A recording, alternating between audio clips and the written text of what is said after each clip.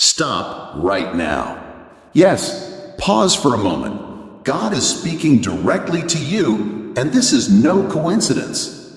He says, I chose you for this season. Every challenge, every opportunity, every moment you felt tested or overlooked, it was all part of His plan to prepare you for what lies ahead.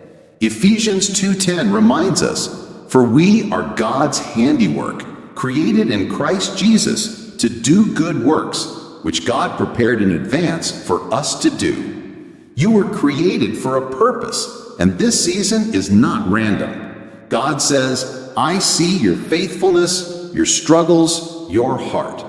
I placed you here for a reason. Your influence, your testimony, your work, it matters more than you realize.